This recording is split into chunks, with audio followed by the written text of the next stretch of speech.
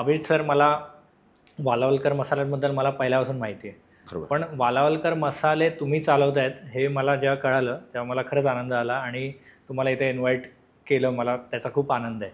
तर मला हे समजून घ्यायचं आहे की वालावलकर मसाले तर मला वाटतं एक 90 वर्षापेक्षा जास्त टाइम झाला, मला वाटतं 100 वर्ष होत आली. साधारण आम्ही 97 वर्ष आमची आता चालू आहे. 3 वर्ष राहिली. 3 वर्ष राहिली. 100 गाठणार वालावलकर मसाले. तर पहिलं मला तुमच्याबद्दल जाणून घ्यायचं आहे, मग आपण हळूहळू वालावलकर मसाल्यांबद्दल जाणून घेऊचं. पहिलं मला हे जाणून घ्यायचं आहे की बालपण म्हणजे तुमचं कुठे मुंबईतलंच, लालबागमधलंच कसं काय, आणि इथलेच आहात तुम्ही, वालावलकर म्हणजे कोकणातले, गाव तुमचं कोकणातलं आहे, तर बालपण कसं गेलं आणि कसं तुमच्या आठवणी आहेत बालपणाच्या?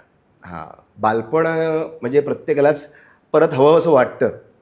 आता पण आम्ही असा विचार करतो कधी कधी कधी बालपणात आपण जी मजा केली ती मजा आता करता येत नाही, कारण का ते बालपण एक स्वप्नच असतं. म्हणजे झालेल्या गोष्टी आपण रिमेंबर आठवणार आणि आपल्याला ते सुख अनुभवायचं असतं, पण परत ते बालपण येणार नाही आपल्याला. तर बालपण आमचं लालबाग म्हणजे श्रॉफ बिल्डिंग, इथे आम्ही तिथे राहतो, श्रॉफ बिल्डिंग. आणि तिकडे जुन्या चाळी सिस्टीम, चाळी आणि ह्या अशा आहेत, अजूनही आहेत. आता तिकडे डेव्हलपमेंट होत आहे बऱ्यापैकी. तर प्रत्येकाच्या घरी सण असायचे. सण असल्याकारणाने सगळ्यांच्या घरी दिवाळीच्या याच्यात आम्ही प्रत्येकाच्या घरी शेजाऱ्यांकडे फराळ, एकमेकांना मदत व्हायची बऱ्यापैकी. एखादं आता मसाल्याचा आहे आमचा बिझनेस, तर मसाले करता करता शेजाऱ्यांनी मिरच्या उघडल्या तर ते मदतीला दुसऱ्या शेजारी जायचे, त्यांना हातभार लागायचा. असे हा सिस्टीम, अशी जी हे होते त्या आठवणी आम्हाला अजून आठवत आहेत. आणि बालपणात भरपूर मजा केली. क्रिकेट खेळायचो आम्ही. नॅशनल म्हणजे मैदानामध्ये आमचे सामने व्हायचे. बालपण त्या मग तिकडनं क्रिकेट खेळता खेळता आम्हाला, म्हणजे मला शाळेमध्ये, मी बालमोन विद्यामंदिर म्हणजे दादर शिवाजी पार्कचं, तर तिकडे त्या शाळेमधनं पण मी गाईड शील्ड आणि हॅरी शील्ड खेळलेलं आहे. मी क्रिकेटची आवड ही पहिल्या लहानपणापासूनच होती, कारण का आमचे काका संतोष वालावलकर म्हणजे ते पण रणजी प्लेयरच.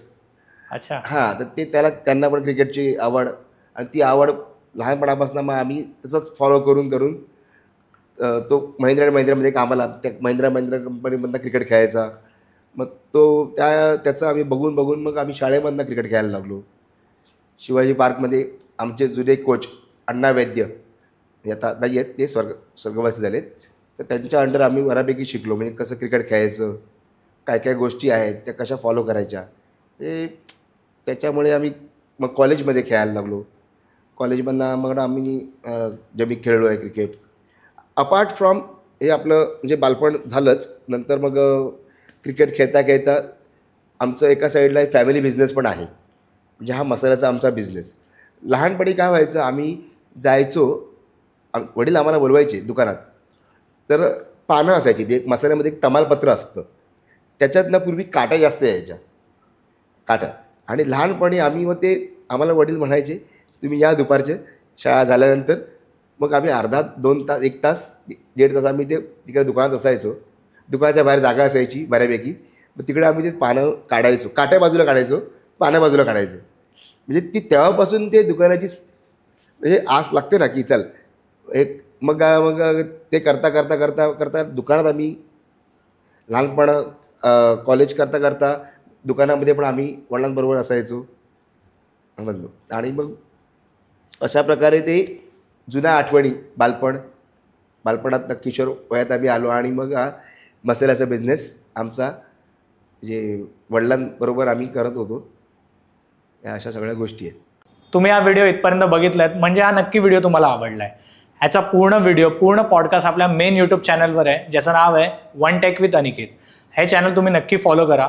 आणि इंस्टाग्रामवर आम्ही बऱ्याच रील्स ह्या व्हिडिओच्या अपलोड केलेल्या आहेत, त्या पण तुम्ही सगळ्या बघा. आणि वन टेक विथ अनिकेत हे इंस्टाग्राम चॅनल पण फॉलो करा.